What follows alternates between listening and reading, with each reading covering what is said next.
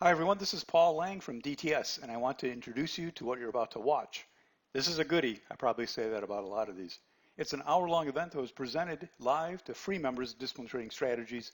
It's called Knowledge Comes First, and I'm going to discuss a lot of great topics. This is going to involve a lot of charts, a lot of technical things, and trying to draw that line between what is knowledge on charts and where does psychological issues and those type of things take over, where's that line, and how do you deal with them all? Probably one of the most important discussions in trading. Naturally, anytime you want to learn how to trade or invest for yourself, you need to get a superior understanding of charts. I call it the language of charts. You can learn that here at DTS. If you enjoy this, check out the many other educational events, articles, and Trade of the Week videos. You can get access to all of these at the DTS free stuff page. But for now, sit back and enjoy this event. Good afternoon. Hi everyone, how is the sound out there? You guys live with this quite a while? Who else we got out there? Sound is good. How about the rest of you? You know, it's bad luck for your trading career when you don't say hello to your moderator, host, guest speaker for the day. Everything good? All right. Hi, hi, hi. Best sound ever. Love it. I'm going to get right going. I've done it once again. I have put in a little too much. Only reviewed these one time here, so probably, hopefully everything's good. I ran through the slides once. I usually run through them a couple times, so if you catch a little something, too bad. Lots to talk about this one. This one actually is one of a kind of a favorite topic of mine, especially the last couple of years. Even, I continue to learn, not just trading, but I also continue to learn how to teach. And a year or two ago, something really ran across with me that was a huge issue that I never really realized that much. And I've touched on it on other presentations, and now I would like to kind of prove it to you in this one, if you will. Knowledge comes first. I put in the email announcement, which is right here, I think, right? What a boring title, right? More carrot, less stick. No, more stick, less carrot in this case. I already gave you the carrot. This is the stick now. This is the proof. So I know when you hear titles like this, some people just think, oh, geez, I got to learn how to trade. You want me to actually learn how to do this? It's easy. But I do want to show you what I deal with a lot. And of course, I always say sitting in my chair, meaning having been teaching this for so long, I encounter not only, my own memories and recollections from becoming a trader, but also the students that I teach that are part of the summer program. And of course, I also get a lot of input from people who are not part of DTS at all. I always offer to, talk to people, send me trades, that type of thing. And it gets me really, that is my best glimpse into, kind of the typical, I call it wannabe trader, and I don't mean that insulting, but, anybody that's not where they're at yet, they're a wannabe at whatever they're doing. So it gives me some insight, I think, and I put a lot of that together into this one here, and hopefully this will be a fun one. Going to get a quick bonus talk because this is a follow-up, and I didn't want to write email about it. This is a follow-up to a presentation I did where I talked about, AI and program trading and all this stuff, and I just keep reinforcing to you, none of that is going to change trading. That there is no, I've been through this for so long, when the program trading came out, oh, I'm gonna use program trading and I'm gonna make money that way, and then the software programs came out, the same thing, and I'm gonna make money that way, and none of it ever works. Now, AI is out there. You're not gonna make money with AI. I mean, I have nothing against it. Looked into it. If there's any advantage there, I'd use it, bring it up, do it, whatever it is. So as you know, and one of my best proofs is I have been saying for as long as I can remember, show me the one that works, whatever it is. I don't care if it's a technical indicator, if it's a software program, if it's some AI thing that's running, whatever it is, show it to me. Can't be done. Nobody can show it to me. So I am on LinkedIn, just because I'm on LinkedIn. It's a stupid, I mean, I don't hire people, so I'm just there for the, the celebrity, just for, having my name out there in one of the social media things. And it's just a pain in the neck. You just get people that are just bugging you for, they want to sell you whatever they're doing. It's all it is. I'm fairly quiet on there. But some guy writes me, and, he's in the trading business, and he says, hey, Paul, saw your site, thought we could get together. So he goes on to write me that he has developed a software program that makes money, and he thought we could get together and, put in my teaching, wherever it is. And I had to write back to him just real quickly. And I don't ignore people. I write back to them if they take the time to write me. What do you think I said? Even being nice. Hey, want to take a guess what I said to the guy? Because I've been through this for so long with people. What do you think I said to him? Well, I'm a little nicer than that. I said, hey, you're probably talking to the wrong person. I've been doing this a long time, and I said, just quite frankly, there's no software program that makes money. Period. If you think you got one, you show it to me. So we go back and forth 2, 3 times. I'm entertained. He says, oh no, I really do. Blah blah blah blah. So, so bottom line, I say, fine. Okay, you know what? I'll talk to you. Just send me. You don't have to send me. You don't have to like spill your guts. Or you don't have to give out any secrets. Just send me what you would send to your client. Show me something that works, and I'll talk to you. And then you know what he says to me? You ready for this? Oh, well, we don't actually program the actual trading formula or whatever it is. He said, we just set up a thing where people who buy our software can go test their own stuff. But I know a lot of my people are making money doing this. Like, oh my God, you're kidding me. Just the same old crap. I've been here for 30 years. So even the guy who swears that he has software that's making money, he doesn't even have software that's making, he doesn't even have it. Yeah, it's like you get anywhere. I mean, all these places have this. You just back test stuff. Yeah, I know. But I'm always curious what people are going to say, But, but his line was, I have the software program that makes money. But no, you have a software program that you're letting people go screw around on it for weeks and weeks and months and months and months and months just to find out they can't make any money. So anyways, I thought you'd get a kick out of that because it was something I just talked about recently. Knowledge comes first. Who benefits from this? You don't have to raise your hand. You don't have to raise your hand, but this is who may benefit from this. Anyone who has a hard time getting to a target. Well, I do. I have a hard time sometimes, so that applies to me. Anyone who tightens stops too quickly. And what does too quickly mean? That's a good question. I never thought about that. What does it mean to tighten stops too quickly? What does that mean?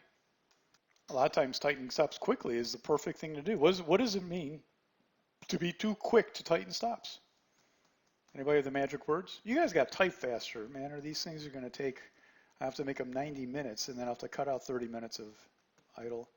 Yeah, but how do you get the appropriate rationale? You're one level too short. How do you know if it was too quick? Those are all forethinking things. Yeah, exactly. Yeah. You get this guy's software program. Yeah. Exactly. Because you review what you do and you decide, hey, you know what? The last 20 times I tightened stops, guess what? That lost me money. You could say it lost me $7,220. You can come up with an exact number. You should be able to do that. So that's step one. Most people don't even realize that. A lot of you listening to me do, of course. A lot of you in the seminar program with me, this is all old news to you. Most people who have or claim psychological issues, who may benefit from this? Most people who have or claim, we'll talk about that in a little bit, psychological issues. Anyone suffering from long-term break-even blues, and that's one of the most common things I run across with people. They're people that they've been at it for a while, and they actually do kind of know charts okay. Not always my style, but I always acknowledge, hey, that'll make money for you if you do it right. But they just can't get past break even. Anyone claiming that the market is rigged or the market maker just took their stop or pick whatever excuse you'd want to have. So we're going to jump right into this here. First one here is hard time getting to targets. Here's my first comment. Targets are hard, but you should be in a zone where you're coming up short on some but hitting some. What does that mean? Well, targets are not a perfection type thing. I mean, I'd be a lot more picky. I think you can be kind of very wrong on entries, and you can be very wrong on stops. Targets, it's a big leeway. It's a big, big shotgun shell you're shooting out there. And, targets, the issue is not so much that you are wrong technically. It's usually you're wrong managing to the target. But you do have to know the target. And the question here asks, well, you're not always going to get to your target. The question is, do you ever get to your target, right? Do you ever get there? I mean, there should be like this range. If you're picking a target here, your chart should be coming in like here and here. You know what I mean? On average, like some you come up a little bit short, and some, yeah, you went past the target. But for most people, I'm afraid that if they're picking targets here, they're coming up here, right? Like nowhere near the target. How many trades hit the nice target after you got out? And more importantly, do you even know the answer to that last question? If you're not in the seminar program, most of you listening to me would not know the answer to that question. And if you don't know the answer to that question, you're really not serious about your trading. Quick little topic first here. One of the psychological issues. that people claim to be psychological is FOMO, the fear of missing out. FOMO. So stock opens, it's a gap down, you think it's bullish, you want to go long, and what do you see? You see a big bullish first green bar, and then some of you may recognize this or call this a little 1, 2, 3 continuation play, right? So you have a really bullish bar, a little continuation play, and you know this is going higher and you don't want to miss out. So what do? You jump in. You jump in and you stop out because you jumped in on a terrible entry. This type of thing is FOMO. It means you didn't want to miss that trade, so you jumped in. It would turn out to be the absolute worst moment possible.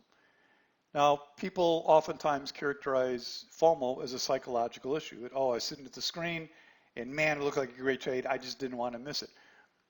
What's wrong with that comment I just said, inherent in the words I just said?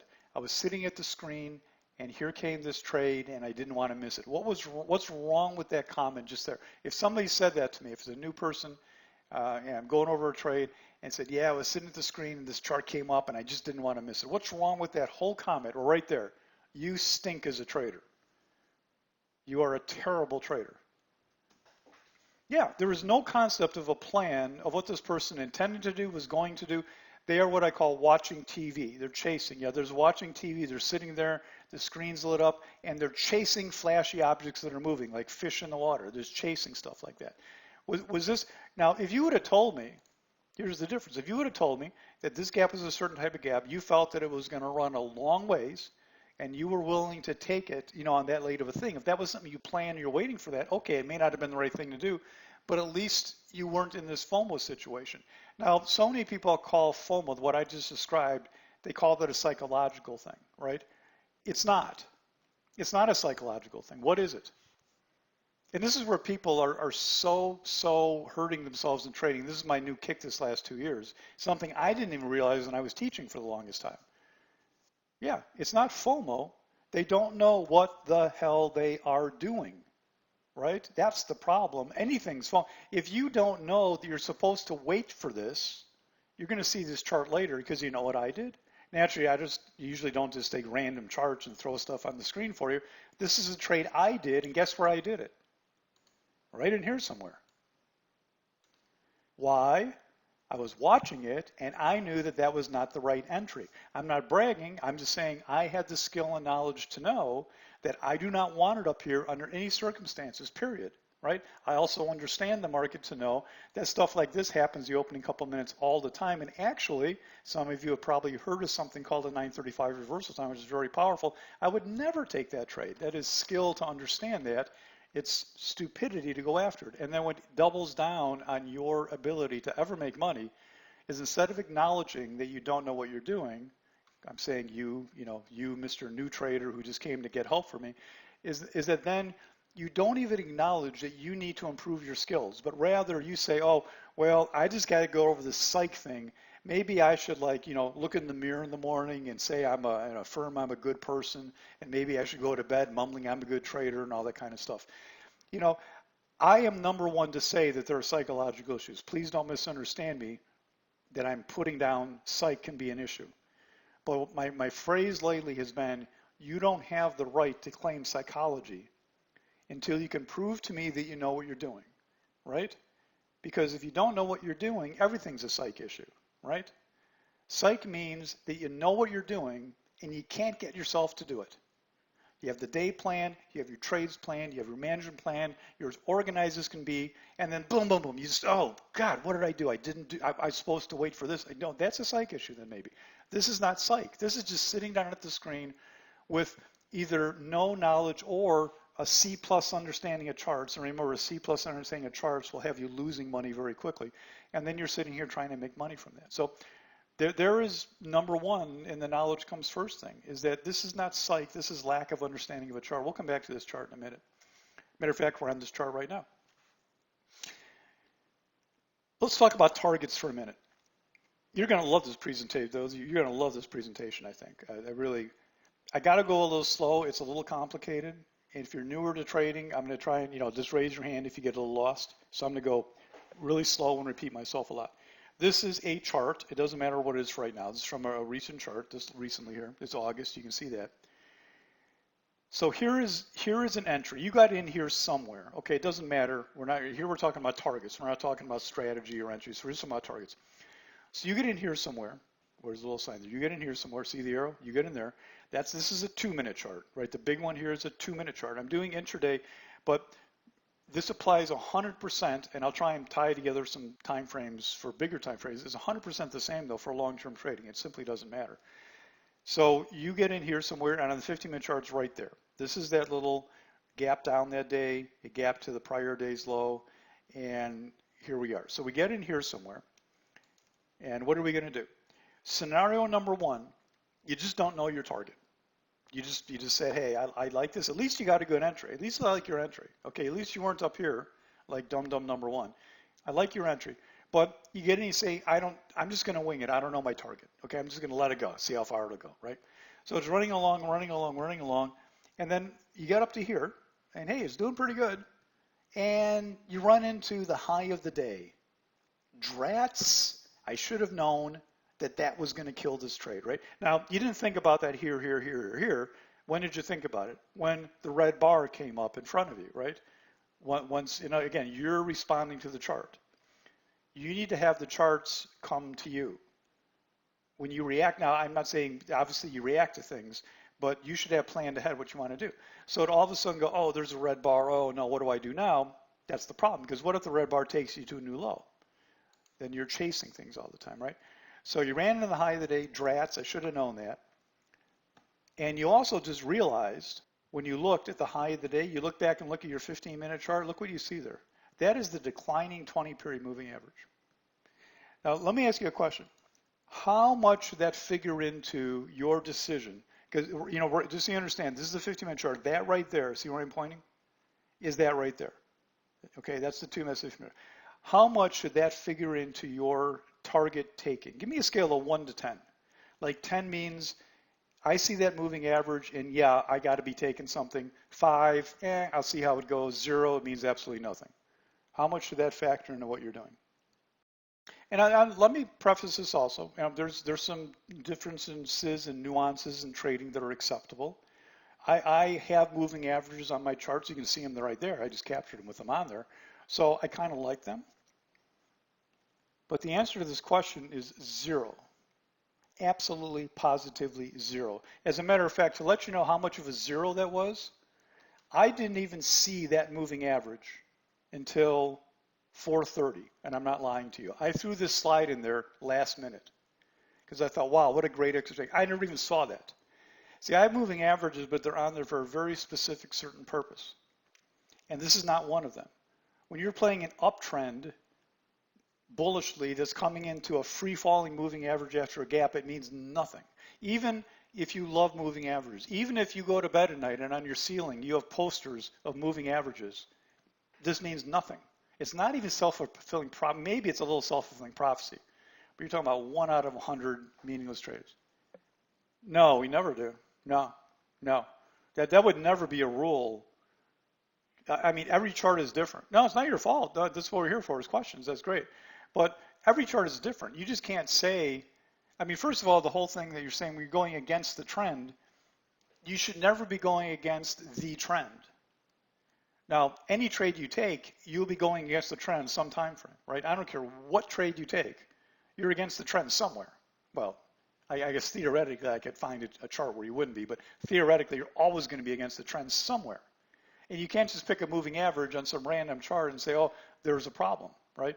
I mean, all the stuff going on in the market, the only job moving averages really do is to provide a visual average of what's been going on in the past to distinguish trend. It's there to help clarify trend. This has nothing to do with trend. It's just a random line that's free. Look at this line. See where it's coming from up here? It's just free falling into the sidewalk. And we're bouncing off this. There's nothing, absolutely nothing. And I can't think of a better way to make my point other than to say, I literally do not see these moving averages on my charts unless there's a reason for me to be looking for them. I never even saw that. Literally at 4:30, I said, wow, that'd be a great question to ask just for fun. So it really just doesn't matter. The fact that maybe, you came into this fill area from yesterday, that's what made this originally fall the first time. So Anyway, so where are we here? So we are 2-minute chart. I got distracted moving average here. So we ran into that. We get that red bar, right? Okay, so we get the red bar. Let's continue on. Forget the moving average. And then here's what happens. So after this red bar, you follow me now, 2-minute chart. We ran into this area. You didn't know where your target was. We're in scenario number 1. And then it starts falling. And then you're like, thank you to the trading gods, right? I got that green bar. So what are we going to do with that green bar probably? And I'm not teaching or saying right or wrong. I'm just saying what is the average trader probably going to do in the scenario that I gave you here? We're like, oh my God, we hit this high, and I'm all kind of worried because I gave back a third of my profits already. What are we going to do once we see this green bar form? Yeah, the common thing would be to raise the stop because that is what we call a pivot, or you may call it a V bottom, or you may even call it whatever you want to, right? But we have this bar that's way up here, and you probably want it to be under that, right? So you raise the stop, and boom, you trail out, but you made some profit, right? You're in that category where you didn't have a loser, you made a little profit. And if you're thinking, maybe I wouldn't have trailed out there, well, you would have here. This is just 3 minutes later, 2 minutes, 4, 6, that's just 10 minutes later. So 10 minutes later, you're clearly going to this area. So you'd be out. Let's take the other scenario where you had a target, right? You're a little better trader. You looked and you said, you know what? I'm going to use this 15-minute high from yesterday, right? This is some gap down stock. It fell, it retested yesterday's low. I think we're going back to yesterday's high. Now, right, wrong, at least you have a goal you're shooting for. So we're going to go for yesterday's high, right? But then, guess what? Even though you have a target, you run up into the declining 20 on the 15, you run into the high of the day, you get a red bar, and you say also, oh man, I'm not liking that. Same thing. I'm going to raise the stop. There we go. I'll still be able to get to the target. And okay, I trailed out, I made some money. It's the same chart. Everybody follow what I'm doing here? It was the same chart, same scenario. I'm just saying mentally, trader 1, trader 2, trader 1 had no target. Hey, Carmen. And trader 2 said, yeah. So whether you're scenario 1, scenario 2, whatever you are, you're happy because, wow, it's falling from where I got out and I kept my money. But then here's what happens. There's what happens. Now, you're not that happy for all that long. I have all this writing on the side here I'm not even reading. Oh, it's all the same writing. Big concept is simple. How you manage depends on your target. You can't hit an all-day target trailing bar by bar in a 1-minute chart. So you pick your management concept based on your target estimate, but your target estimate relies on your superior knowledge of technical analysis. The reason I put these two side by side, they may not be a big difference to you, but what's the difference between the trader who just is kind of winging it and said, well, let's see how far I can go, and trader who set a target? Well, this is scenario 1. You didn't know your target. This is the chart. This is the 2-minute chart. We got in down here. You're mad you didn't take some money there. You trailed out here, and then it goes on over 2 times further than where you were had you taken the perfect high of the day. No knowledge of what to do, so just guessing if you don't have a target. 0 chance of getting anywhere. If you don't have a clue where you're going, you don't know how to get there, and you won't. When I'm teaching class, one of the things I ask people when I get to management, one of the introductory questions I'll say is, hey, I'm going on vacation next week. Carmen, I'm going on vacation next week. How should I get there? Should I drive, take a boat, fly, take a train, or ride my bike? How should I get to vacation next week? Anybody? Answer quickly. How should I get there? Yeah. Kind of hard to answer that question, right, without knowing where I'm going, right? But yet on a chart, for some reason, people don't see the same scenario. You can't pick how to manage or manage the style until you know where you're going. In other words, bigger moves require a little looser management, bigger pullback. Now, I'm not saying that, I love the light bulbs, thank you. Now, I'm not saying that, understand, I'm not saying by talking about this that you have to go for big targets, meaning you have to be on a 60-minute chart as a day trader or a weekly chart as a swing trader. What I'm saying is big relative to whatever you're doing. If you're scalping and you want to get a 3R move, well, you probably can't get there using a 15 tick bar by bar method because it's the same issue. Doesn't matter if you're going for 10 cents in a minute or if you're going for $5 all day, whatever it is, different management is needed to get to different types of targets. Scenario number 2, you target yesterday's high. That C plus knowledge of the chart gives you an area to shoot for, but with no confidence in using seat of the pants management, you are only slightly better in scenario one, right? In other words,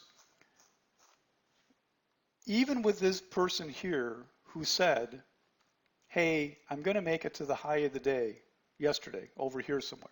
It was actually up around 179, 180, somewhere here. I'm going to make it to here. But yet the fact that they reacted to this means what?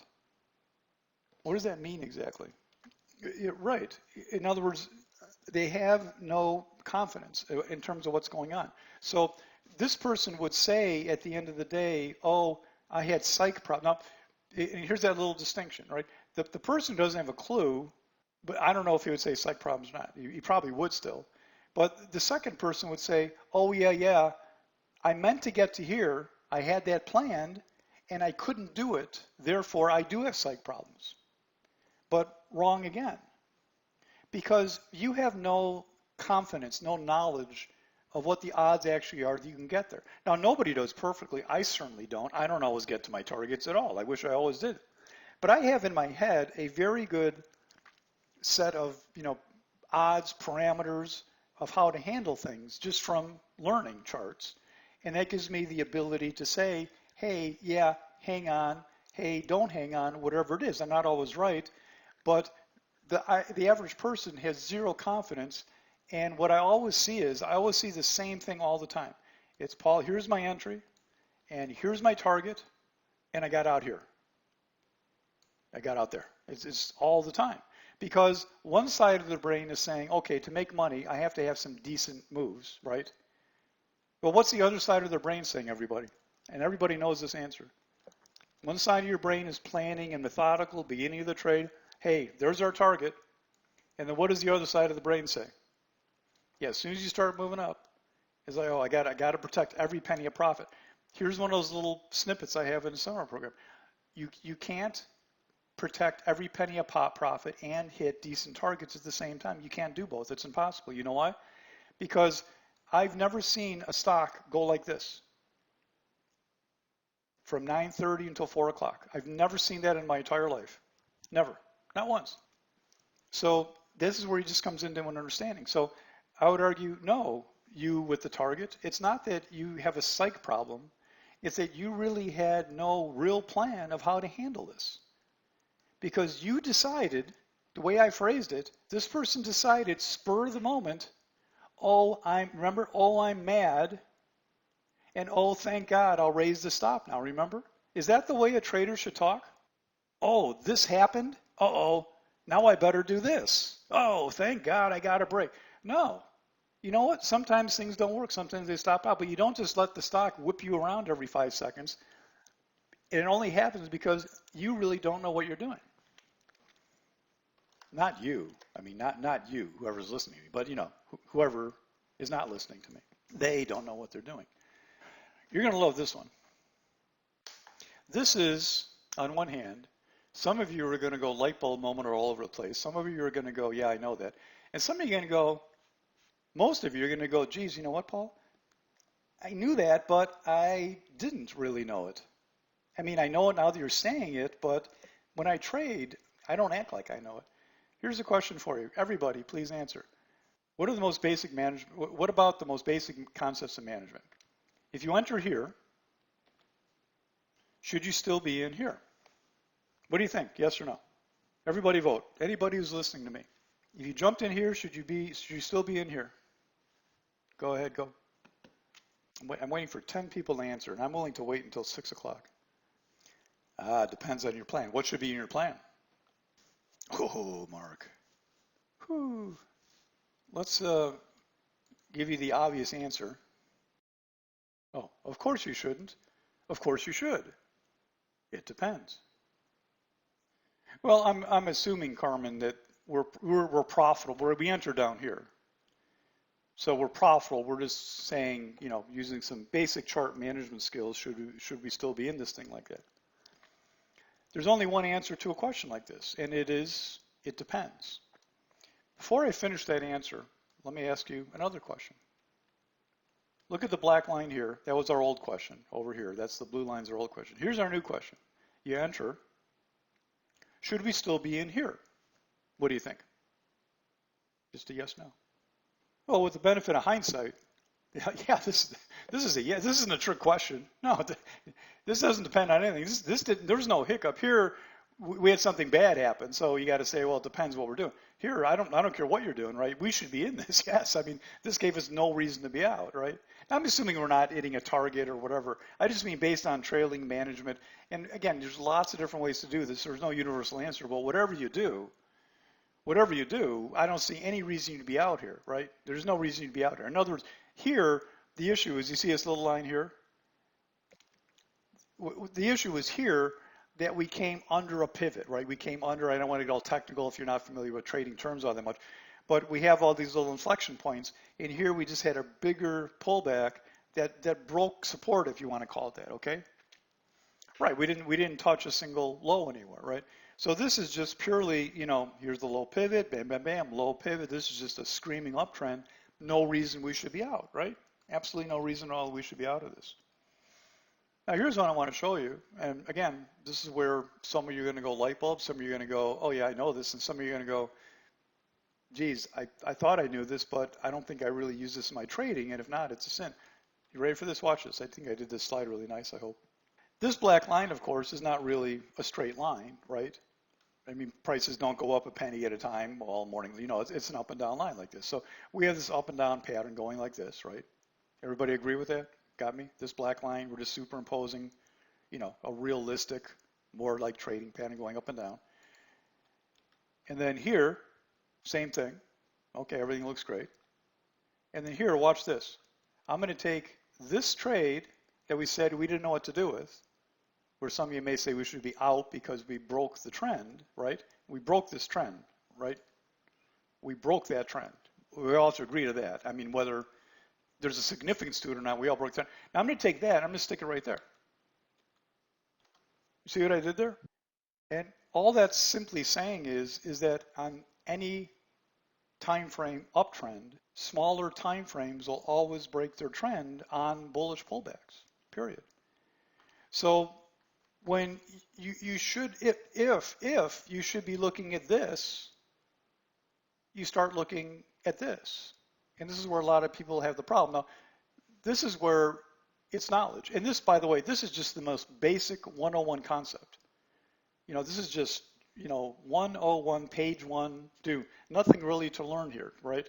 But this is the type of stuff that most traders trading right now don't even know. Well, the real point of it is, Viral, is to learn what you're doing. Because the answer to this is not as simple as give it room, and the answer involves a whole lot of things. But the answer involves understanding multiple time frames, number one.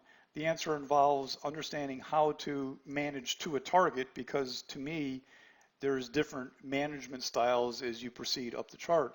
And just most importantly is like, when you start getting nervous, you're looking at this. And this is where, I've had people say to me sometimes when I'm trading or I'm in a trade and I'm in the room and I go, oh, Paul, you just broke that uptrend. I'm like, what are you talking about? I'm playing like a 15-minute chart. I expect to go higher for 3 hours. And they're looking at the 1-minute chart, right? Because the 1-minute chart starts up, and then the 1-minute chart, naturally, the 1-minute chart is going to hiccup and go into a downtrend temporarily while the 15-minute chart pulls back, right? And it's the same thing for longer-term trading. If you're in a weekly chart uptrend, you know what? The daily chart's going to do this on you at some point, right? And if you have not decided what your target is and how you're going to get there on a weekly chart, right? If your target is up here on a weekly chart, but you're here and you start looking at the daily, and if this so happens the very first daily pullback that happens, this happens, then you're going to get out here because you're going to say, oh, the daily chart broke its trend. But then the next question is, well, so what? You're not playing the daily chart, right? If you're playing the daily chart, you should be doing something different. Does all that make sense? And I don't really know if that was a light bulb moment for you, if that was boring, but it is just touching on the surface of the most basic management skills. And to go on to answer what VRL started to ask about this, there's the answer to the question is an 8-hour seminar day. I mean, that's what it is. It really is. Management is the most important thing you could ever learn and understand. My point of these slides today is simply that this, the most basic one-on-one concept, most people don't really get. And then they say, oh, I have a psych problem because I couldn't get to my target. And I'm like, no, I'm sorry, ma'am, sir, you don't have a psych problem. Talking to you, you don't know what you're doing, right? These charts make no sense to me. The only time this wouldn't apply, maybe, is if your main trading, I mean, that's a good quiz question. Well, I guess something to drink.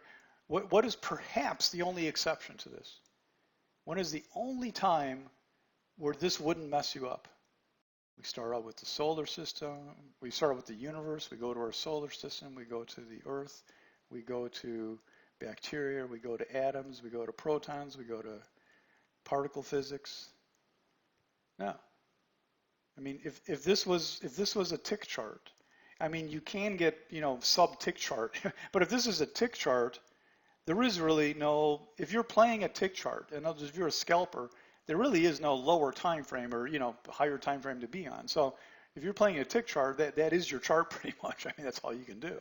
That's only because you've reached the basement level. There is no chart underneath you to be messing with, right? I wrote a comment here for myself. Management is not complicated, where the basics are usually way beyond how most traders think. Can you see how understanding all there is, this is just minutia, can remove these psychospheres? That's a good question.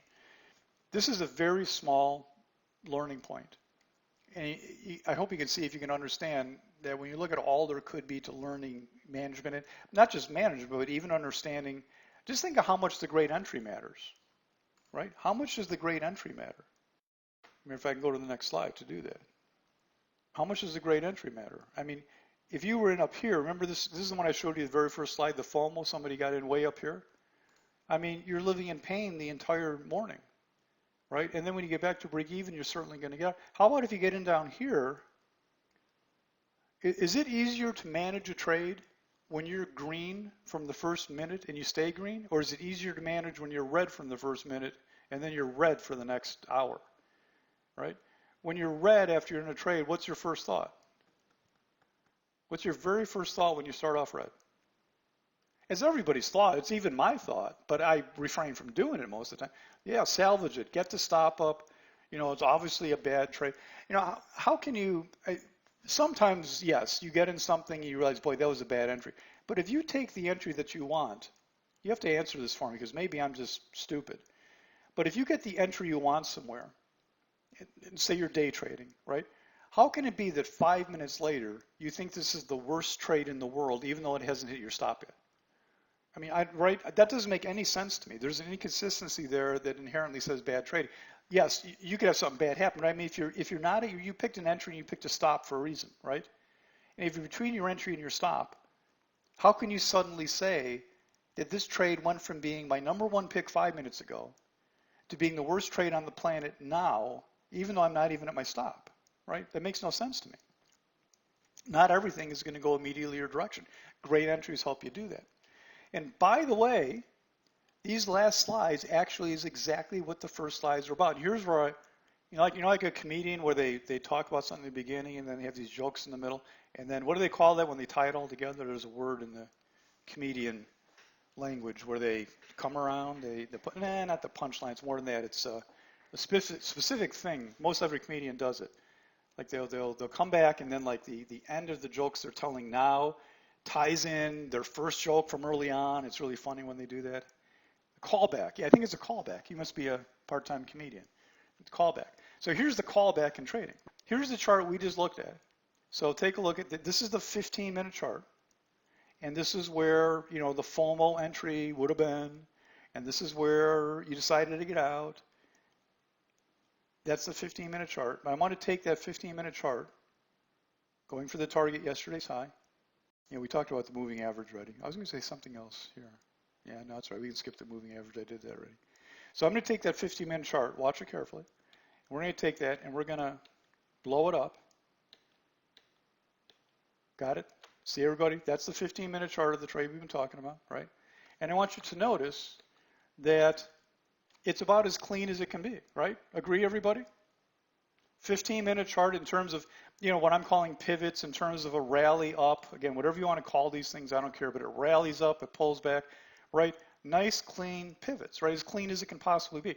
If you were to look at this chart and a friend of yours came to you with this and said that, oh, they got taken out right here, you'd say, well, you're an idiot, aren't you? What, did you just wake up yesterday? Cleanest chart as you could ever want. But guess what? This is exactly tying these two things together. This 15-minute chart was this 2-minute chart.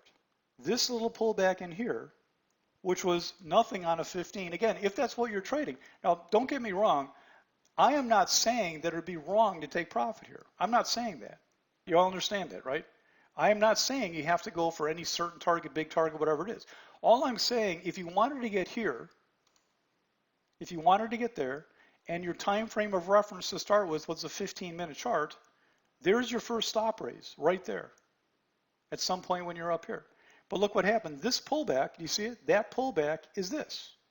And that got you out. And that is exactly, precisely this. I'll show it to you again. You get it?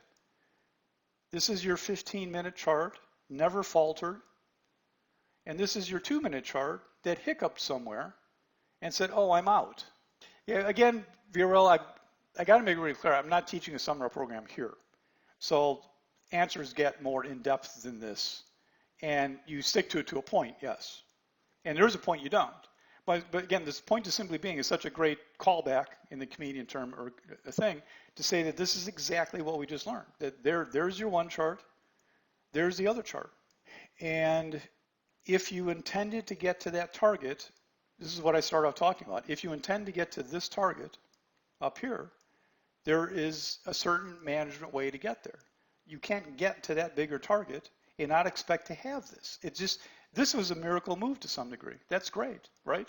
And if you took your target there because that's what you intended, or if you took some of it there because that's your plan, all that's good, good, good. But if you intended to get to here and you weren't willing to live through that, you're never going to get to here. You're never going to. Because I don't know any chart that goes from here to here like a bullet, with the rare exception of some weird news event or something if you happen to get into it. And my final point, by the way, I didn't just pick some random chart to say, oh, gee, guys, you should have known to do this. This is a trade I did Friday. This is AMAT from Friday. The stock was AMAT. And guess where I got in? Here's all the numbers. This is done in the trading with everybody. So I just want to make, sometimes I have to make a weird example, but generally I don't like teaching stuff that I don't actually do. I do what I teach what I do, and I just want to show you, this is the trade for me. So I got in here, and my target one that I took was 179.73. So that's right about there, right there. That was target one, which is right into there. And then the second target, I actually trailed it out slightly lower. I forgot how I got out. So this is not just me talking theoretically, hypothetically, right? And some of you, last Friday, I don't know if somebody here in the room remembers it, has a picture of it, whatever, right? We did this, it was managed. Yeah, my point is being, people in the room, and we got to here. We got to there by managing product, because that's what I wanted to do with it. So it's not just hype and, oh, gee, this is what you theoretically should have done. This is a trade that I took and blew it up into a theoretical thing like this, and then also going through the 2-minute and 15-minute chart to show you the differences. Any questions on that? And Tag gets extra bonus points for the callback thing. I think that really is the term. That was great. Any questions on that? I got a couple more things to go over here. We're right on schedule, I believe. Oh, I know why I had this AMA in here. Let me go back to the AMA. I just saw a note I had. You know why I brought this MA up again? I was sitting there, Tag. Yeah, I was sitting there. Right? I think, well, I wouldn't swear to that. I think I was sitting there. That was Friday. That was like so long ago. It was 3 days ago. I don't know what I did. I think, don't know. But either way, even if I walked away, I trusted what I was doing to say my original stop sticks until I get back, right? That's the key. And sometimes it's helpful to walk away so you don't do something stupid. I don't remember, to be honest with you. It was Friday? I might have walked away. I don't know. There's one other point in this moving average thing I forgot to bring up. That's why I had it in here a second time. And it didn't trigger with me to say this a second time, right? So I explained to you in no uncertain terms that this moving average doesn't matter, okay? But let's say you disagree, or let's say I'm just wrong. Moving average does matter. What's the other problem with the trader that says, oh, gee, I want to get to here, but now I'm at the high of the day, and now this blue line is here. I'm going to get out here. What's the other problem with it? Which is really the bigger problem, right? I mean, understanding moving averages is a simple technical thing. You can learn that, what they're worth, what they're not worth. But what's the bigger problem for somebody who says, yeah, moving average, let's get out of this thing? And this, again, this is really the main theme of tonight. What is the problem with it?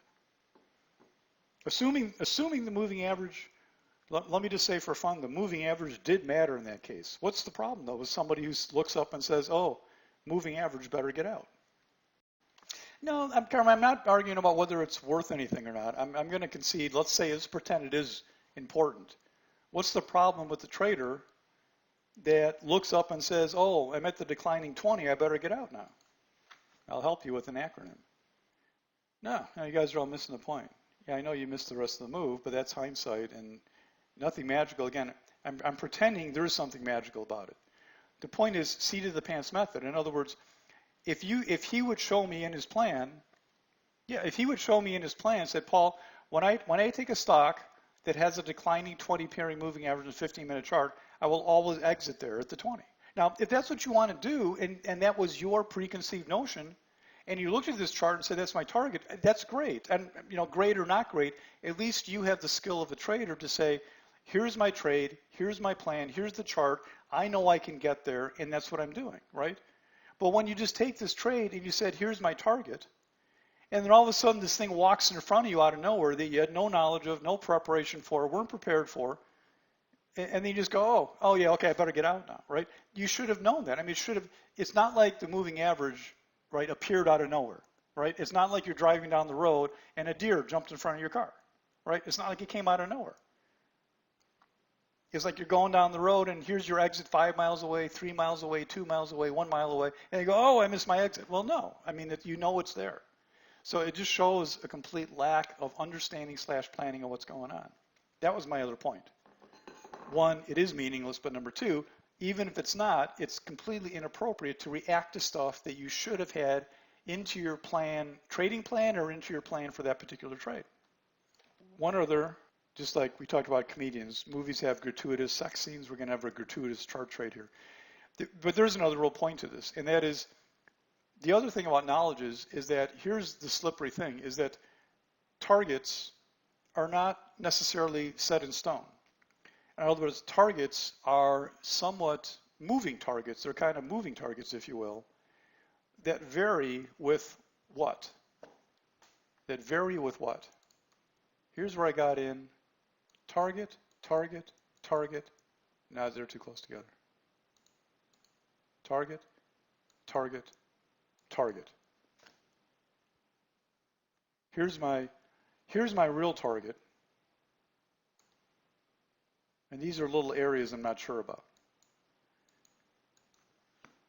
Targets are not absolute areas. They bend with the fabric of time. No, they bend with how you get there. That's the answer, with how you get there.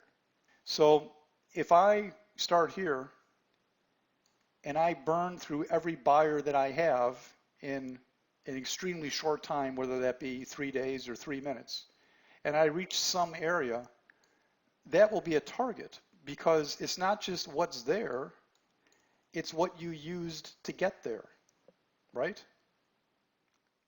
Whereas if I would have just popped partway there, pulled back, consolidated, popped again, pulled back, consolidated, right?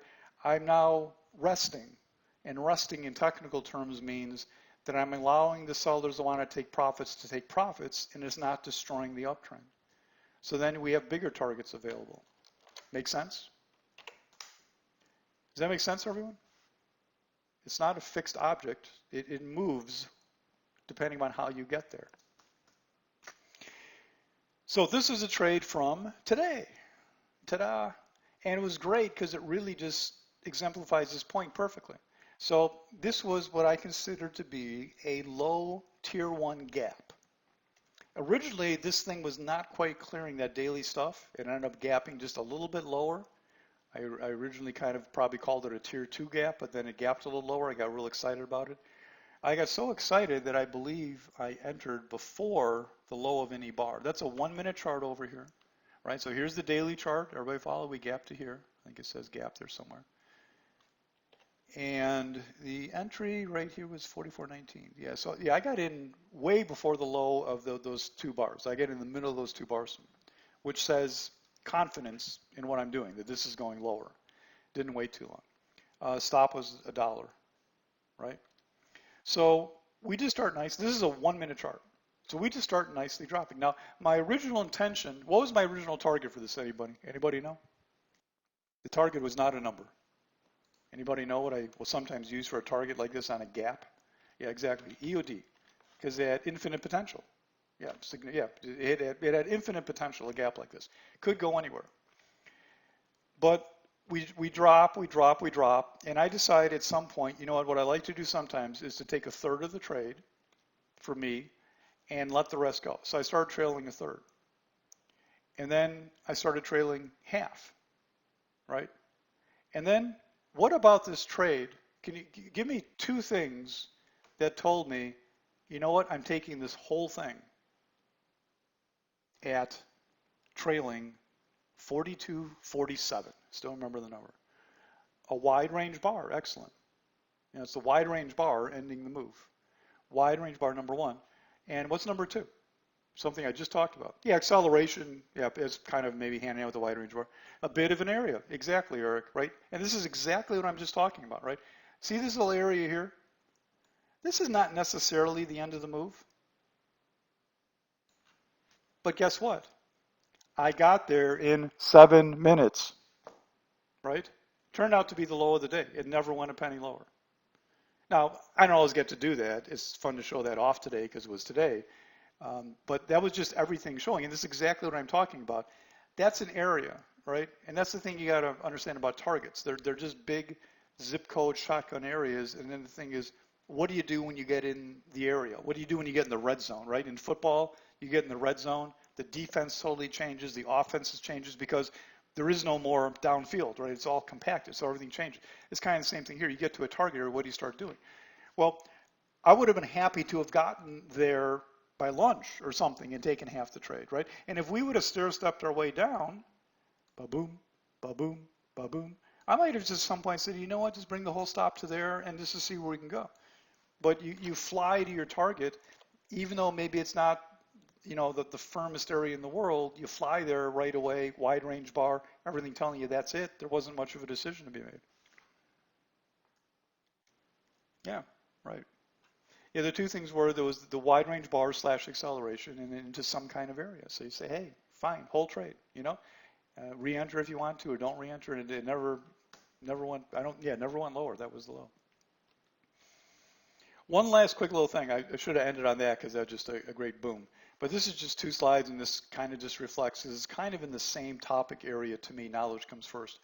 I still talk to the people that you know, Wall Street is rigged. I've done several presentations talking about some of these different topics from time to time. Is Wall Street rigged? The answer simply is no. It's not rigged, right? It's not. I sit here every day with the market for 25 years. I'm sorry, it's not rigged. No one is taking your stop. I don't know how silly people think that is, right? Who cares about your shares? These market makers are trading thousands and thousands of shares every hour, and they want your 100 shares. They're going to come get them.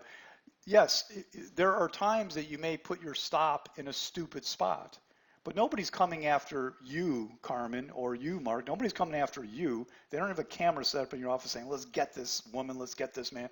No, it's just stuff happens. And if stuff happens and you let it happen, that's your fault as a trader. In other words, yes, sometimes everyone hangs a stop in a certain area. And you know what? You shouldn't be there. You shouldn't be in that area with the rest of the dum-dums. The stuff that I teach is stuff you should know.